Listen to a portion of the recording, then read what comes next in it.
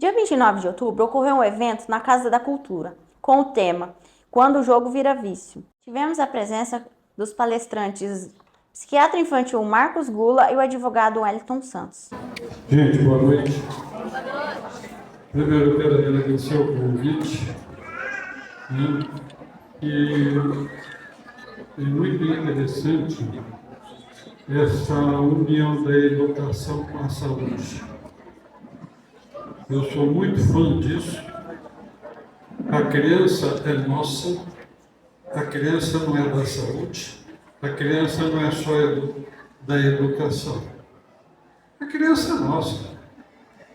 Então é um problema que a gente tem que resolver em conjunto. Não adianta querer separar a criança saúde e a criança educação. Então, por isso, tanto a Secretaria da Saúde, a pessoa da Vanessa, como o secretário da Educação, que eu esqueci o nome, velho vai ficando meio comprometido mesmo da memória, não tem jeito, né? Mas eu quero agradecer muito. Coloca para cima, por favor. Eu não gosto de subir lá em cima para falar, não, sabe? Eu sou a moda antiga, por isso que eu não consigo muito fazer atendimento online, né? Porque eu gosto de usar os 5 sentidos, então eu gosto de sentir o calor, o cheiro, tá certo? A correspondência afetiva, que eu acho que isso é muito mais importante.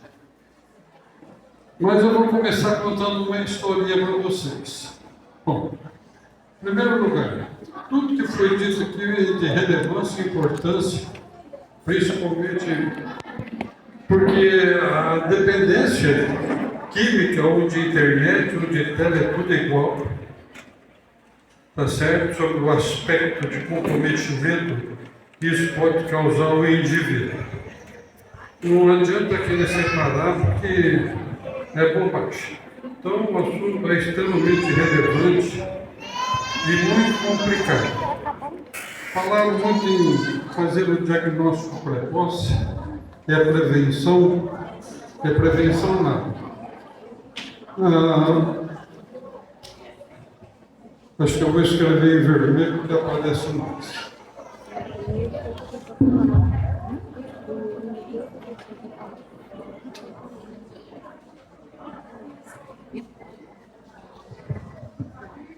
Cada um que estuda o assunto começa a ter uma ótica própria a respeito.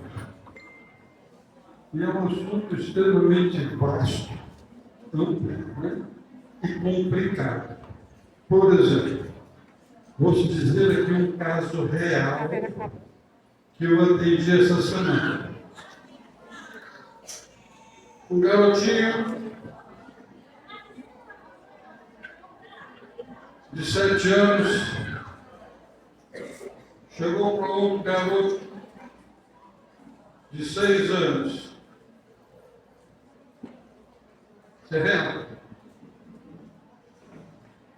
Se eu der o meu celular para você ver, você deixa eu botar o seu pipi na minha boca?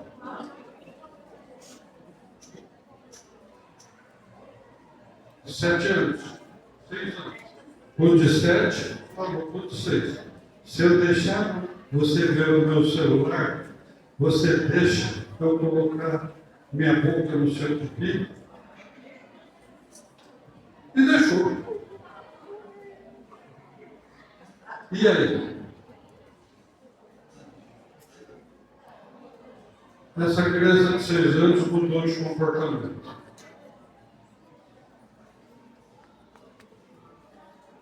E a mãe está apavorada.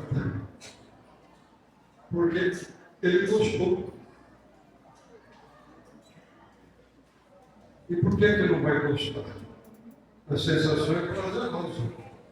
Não com a mesma conotação que tem da sexualidade em relação ao adulto. Mas tem.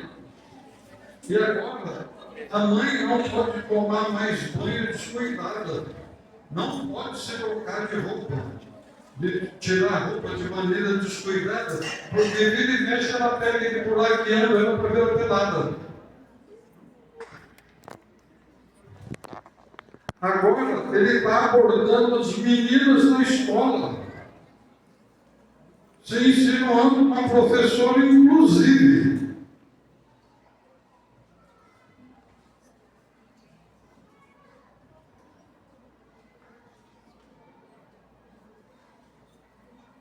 É um dos problemas do uso do celular. Agora eu perguntei para a mãe, qual é o conteúdo que tinha nesse celular? Olha, me de 7 mostrou tudo 6. Vai lá saber, meu Deus. Porque o celular, né?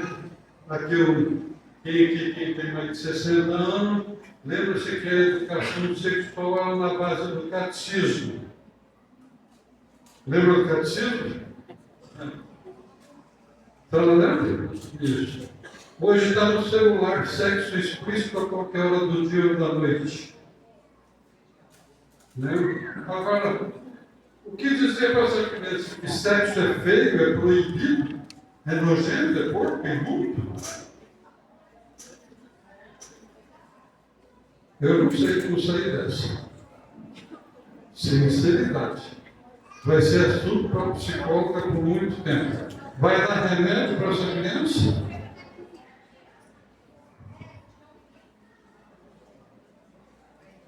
Então, isso é um detalhe dentro do universo do uso de tela. É um detalhe. Como é que vamos resolver isso aqui?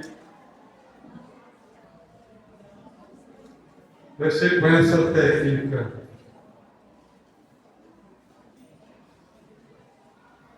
SDS.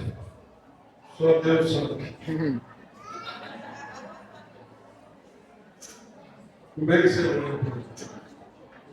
Então, gente, a coisa é muito mais séria que a gente possa imaginar, porque os conteúdos adultos estão aí na mão da molecada, rolando.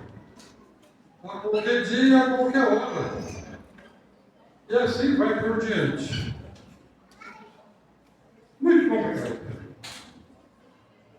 Agora, vocês imaginam quantos outros casos parecidos ou semelhantes estão rolando por aí? Quantos? Não dá para imaginar. Bom, como eu disse, cada um tem uma abordagem, uma maneira diferente de ver o assunto, ou pelo menos dá mais ênfase num determinado aspecto do assunto. E como pediatra que sou, não poderia ser diferente. Existe uma coisa que vocês mostram no estou familiarizado com a história do neurodesenvolvimento. Mas é bom vocês ficarem bem atentos, porque isso cada dia que passa, vocês vão ouvir falar muito mais em neurodesenvolvimento, em neuroplasticidade e assim por diante. Então veja bem.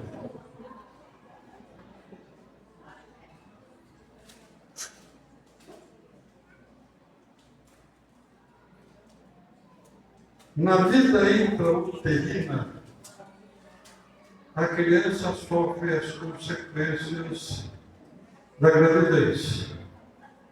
Tem N fatores aí que podem interferir no desenvolvimento de uma criança durante a gravidez. Se a mãe for viciada em jogos ou em droga, o desenvolvimento neurológico da criança já começa a ser prejudicado aqui.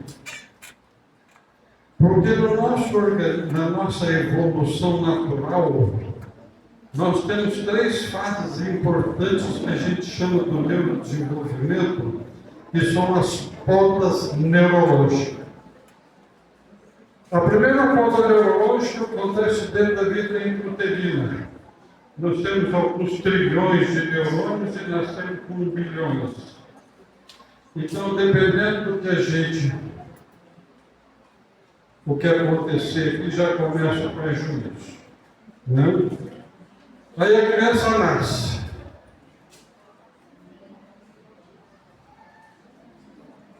Dos 2 aos 4 anos de idade,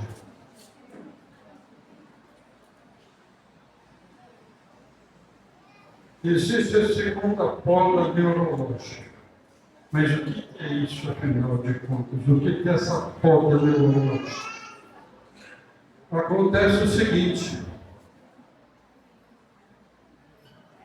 o nosso organismo mantém ativo e aumenta a incidência ou fixa a circuitaria neurológica que é usada. E aquilo que a gente não usa no nosso organismo, corta. Então, nessa faixa etária dos 2 aos 4 anos, é uma fase muito importante do desenvolvimento infantil, neurológico. Por isso que qualquer profissional que vocês forem, que trabalhem na área, falam: olha, o diagnóstico precoce é muito importante. Quanto mais cedo a gente começar a cuidar dessa criança autista, melhor. Ou qualquer outra deficiência. Passou dos 4 anos, fica mais difícil. Depois dos 5 anos, se uma criança autista não fala, ela não fala, dificilmente deverá falar. Então, o que é que nós estamos estimulando nessa faixa de 2 a 4 anos? Por isso que os antigos dizem que a educação vem do berço, né? Não é verdade? E Salomão falava, o rei Salomão falava que para educar o filho tinha que educá-lo 25 anos antes de nascer. Quer dizer, tinha que educar os pais primeiro.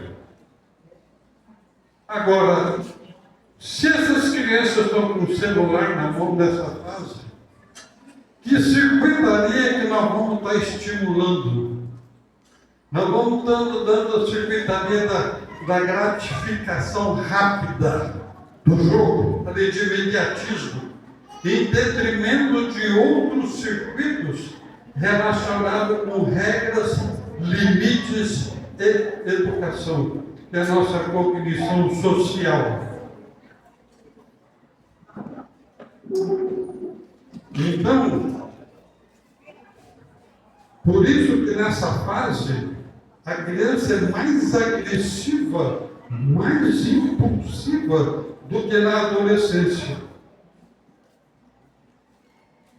Vocês, professores, podem entrar no vídeo que foi apresentado no CONAS, se não me engano, sobre a origem da agressão,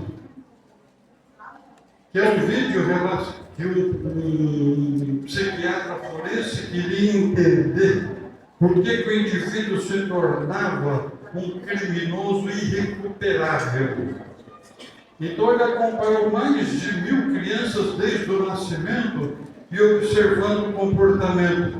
Então ele observou que essa fase aqui é a fase que a criança é mais agressiva, não é na adolescência. Por isso que ele toma o brinquedo do outro, ele toma o brinquedo, bate, belisca, morde, e o bicho puxa ele, e o bicho pega. Se essa criança não receber educação aqui, ela não vai ter um estímulo neurológico suficiente para amadurecer essa circuitaria. Porque se privilegiou outras áreas para se desenvolver. Ferrou o resto da vida. Por mais que você tente corrigir, ele nunca mais vai ser 100%. Pode ser 99%. Mas 100% vai ficar muito difícil. Por isso que tem muitas crianças hoje que já está provado que tem comportamento de TDAH e comportamento de autista, comportamento. E quando elas foram colocadas em terapias, elas saem do espectro. Porque para não encher o saco, o pai e a mãe dão um celular.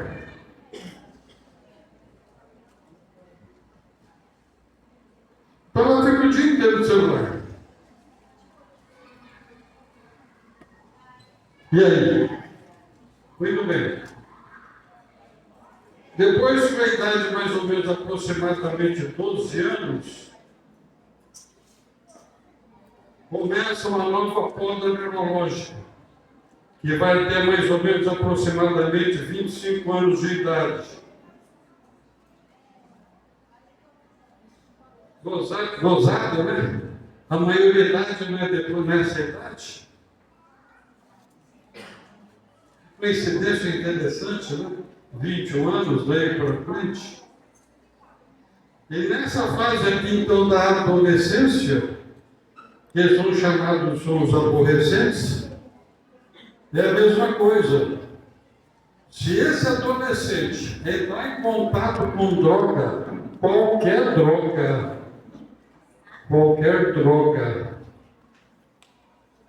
ele vai estar estimulando o quê? A circuitaria do prazer. Em detrimento da circuitaria de regras, normas de respeito e convívio social adequado. Quanto mais cedo ele entra em contato com droga, e quanto mais cedo, e dependendo da intensidade, tem uns que se tornam até esquizofrênicos, se ele tiver predisposição genética. De qualquer maneira, esses indivíduos também nunca mais vão ser 100% do seu rendimento cognitivo. Nunca mais, dependendo da intensidade. Por isso que nós estamos aí no bolso com uma grande fábrica de idiota. O QI médio no Japão é 115, 110. No Brasil está 85. Que vergonha. A Finlândia e a Dinamarca, se não me engano, foram os primeiros a colocar em tela para todos os alunos. Entrava na escolinha, já ganhava o computador, né, o notebook, o seu acesso, estava. Perceberam que as crianças estavam ficando burras, retiraram tudo, tirou tudo. Vai aprender a fazer raiz quadrada na unha, equação de segundo grau na unha. Aí os americanos perceberam que os americanos estavam ficando para trás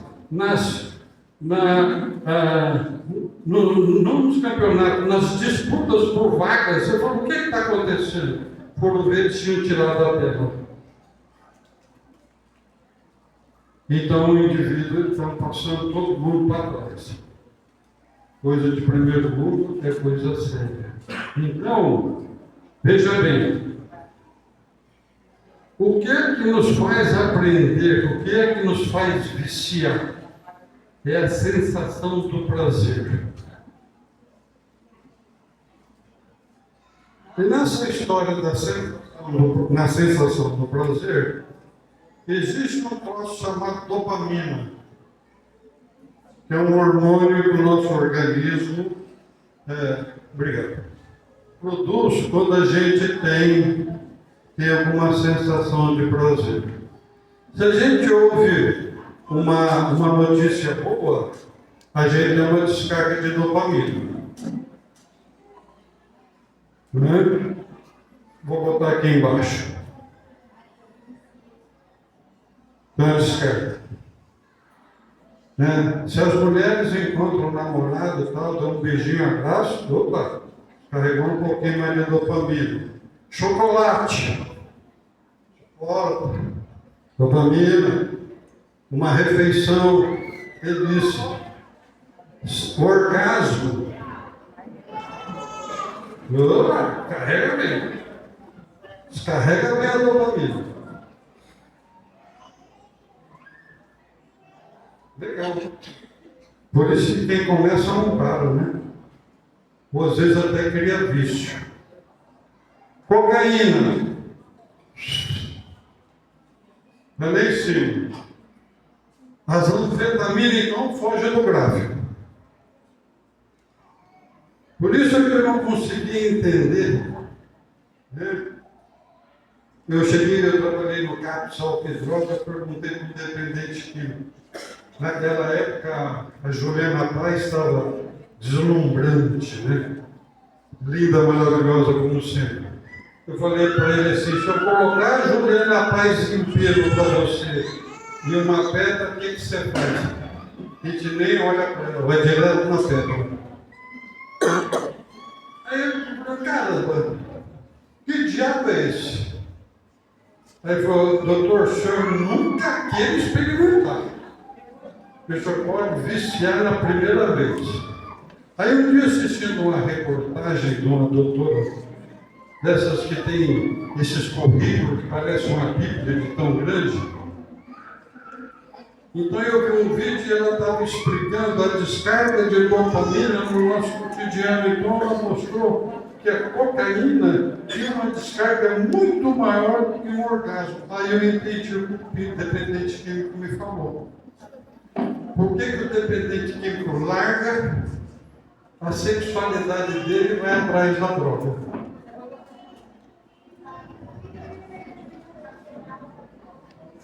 O uso de tela não é tão intenso assim, mas é mais que um orgasmo. Mas os jogos eletrônicos, sim. Já tem trabalhos que dizem que os jogos eletrônicos, principalmente esses de azar, chegam a ser até 10 vezes maior que a cocaína. Por isso que tem gente perdendo fortunas aí, perdendo casa, carro, tudo, por causa desses jogos. Hoje nós temos o quê? Nós temos aqui um cassino no bolso. Você pode jogar onde você quiser. A hora que você quiser. Então a coisa é muito grave. Por isso que a dependência de internet e de jogos é um vício, uma dependência pior do que a cocaína. Então isso é muito sério. Porque dependendo da idade com que o indivíduo começa isso, ele vai ser lesionado. O desenvolvimento neurológico dele vai ficar comprometido para o resto da vida. Então, quando eu ouvi aqui falando sobre sinais e sintomas de dependência, é importante, muito importante. Mas o buraco é muito mais embaixo. Porque depois que o indivíduo está dependente, dependendo da idade que ele começou, ele já está lesionado, ele não volta mais para trás, não recupera mais 100%. Então, isso é muito grave. Muito mais grave do que a gente possa imaginar. Por isso que nós estamos aí criando uma geração de idiotas. Está ficando cada vez mais burra. Porque, inclusive, não está usando a nossa memória mais profunda. Porque antigamente a gente tinha que ter a nossa agenda telefônica na cabeça. A gente sabia o telefone do tio, da prima, da avó, do vô, sabe? Da namorada que não era o pretendente, a outra, todo mundo sabia. Telefone do emprego. Hoje você não usa mais essa memória profunda em que você guarda as coisas. Você usa cada vez mais uma memória superficial. Por isso que nós estamos ficando cada vez mais difícil. Muito mais difícil. Já me deram sinal, para de falar, senão nós não te aguento. Então eu gostaria de passar alguns slides aqui para exemplificar alguma coisa.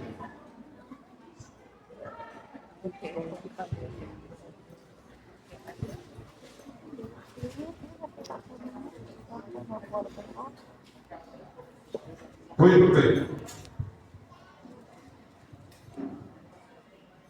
A linguagem verbal e não verbal é a interação social depende muito da correspondência afetiva entre criança e filho. E isso começa desde quando ela nasce. Se a criança não tiver essa correspondência afetiva, ela fica com o seu desenvolvimento cognitivo comprometido sobre vários aspectos. Isso não é nenhuma novidade. João Paulo já dizia isso há 100 anos atrás.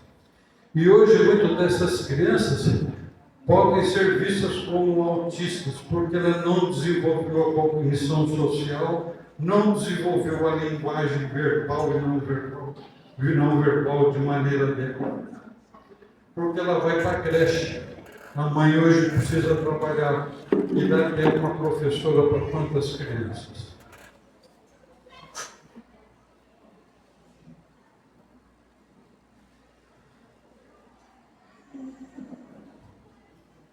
A interação social está na nossa base da saúde mental. Se a gente não tiver uma rede de apoio, nós estamos ferrados.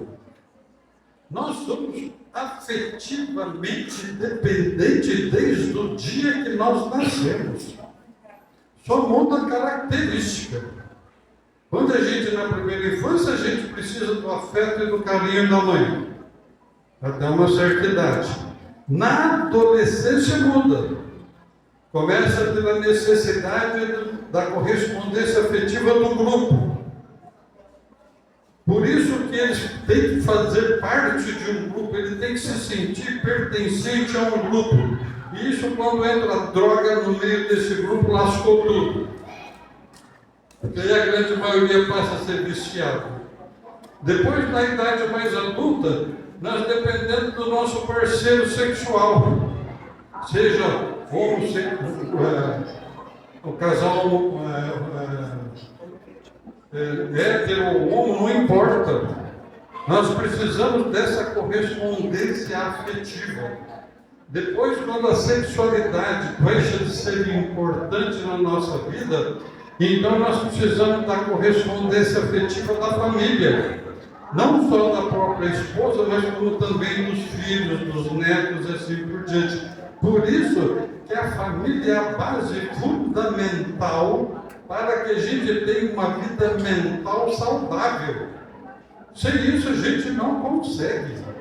É muito difícil. É muito difícil. E como a relação interhumana está tão difícil, os pets estão ganhando espaço.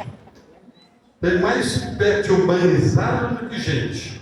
Está ficando desse jeito, infelizmente. Muito bem. Então aqui, só para vocês terem uma ideia do que criança exposta de mais até. Afeta a atenção, a memória, a aprendizagem, gera compulsão e reduz o interesse por brincar, diminui a empatia, a linguagem e a autorregulação. Depois o doutor, ele tem TOD. Tem TOD, porque ele briga, porque ele não sei o quê, porque não se regula mais nada. Aumenta o estresse, a ansiedade é a antessala da depressão e compromete não só a saúde mental, como também a saúde física. Então, o desastre é muito grande. Muito bem. E aí vai. Não vou misturar. Vertigem, sintomas de TDAH, de fraqueza, agressividade, burra, faz birra, é o capeta.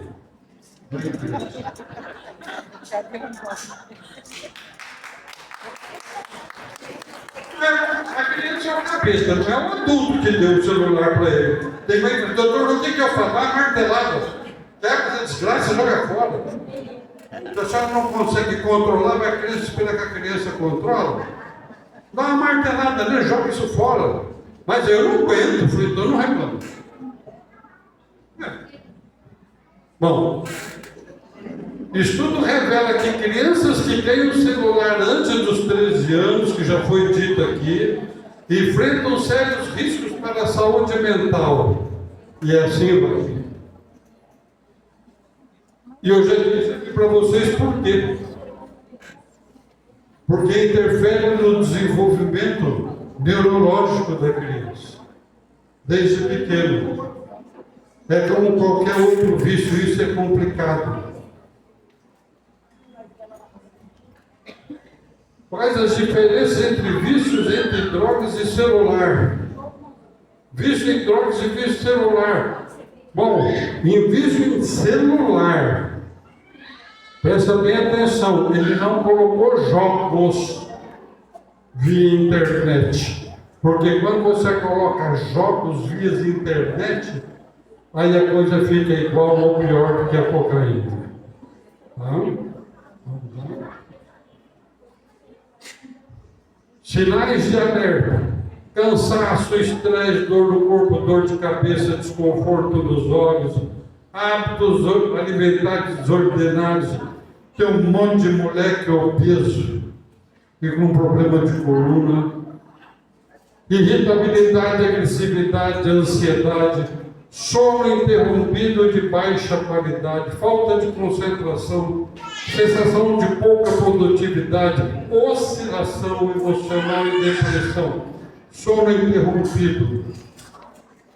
Sem uma boa qualidade de sono, a criança não aprende como deveria. Porque nos nossos processos cognitivos, o sono REM tem a ver com a cognição. Então, se a gente, a criança, vai dormir com o celular, um abraço. Aí no outro dia ele está sonolento na escola, a professora fala, manda para o doutor que ele é TDAH tipo desatento. É difícil. Existe TDAH tipo desatento? Tem. Mas é mais com as mulheres e muito raro e mais na vida adulta. Tem todo um histórico antes de chegar lá. Não cai de paraquedas assim. Próximo. Crianças de 5 anos estão surtando. Pensa que é só vocês que surtam quando tem TPM? Não é não. Tira o celular da criança que ela surta. Surtando. Eu já vi isso, foi N vezes no consultório. Onde é? Tira o celular. Deus me livre, doutor, eu não faço mais nada. Eu falei, então larga. Larga e vai para o repuxo. Porque não tem outro jeito. E na Coreia do Norte e na China, já existem hospitais para internar crianças e adolescentes viciados em celular. Porque não se estão dando conta. A coisa está muito séria. Tem que internar uma criança por causa da dependência do celular. É o fim do mundo, né? Próximo. Muito bem. A Sociedade Brasileira de Pediatria estabelece alguns limites de idade. Até 2 anos, 0. 0 de tela. De 2 a 5, 1 hora por dia. De 6 a 10, de 1 a 2 horas por dia. De 11 a 18 anos. 11 a 18 anos. 2 a 3 horas por dia. E já vi neuropsicólogo, gente que estuda o assunto, dizer o seguinte: até os 5 anos, 0 de tela. 0. Para não interferir no neurodesenvolvimento da criança.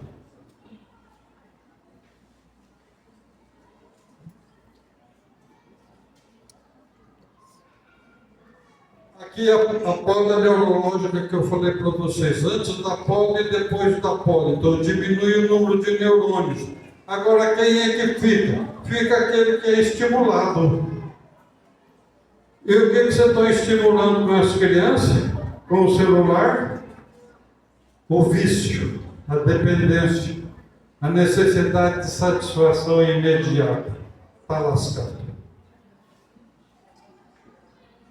Esse é um livro muito interessante, que eu recomendo a quem gosta do assunto, que fala sobre muitas abordagens a respeito de internet, né? Principalmente os homens que gostam muito de conteúdo adulto, né? Que pega essas ninfetas com 4, 5, 6 mil admiradores. O narcisismo está aumentando de maneira exponencial, só que ele não sabe que são pessoas extremamente propensas à agressividade e estão se colocando em risco. Então, a coisa é muito mais séria do que se imagina. Muito obrigado a todos.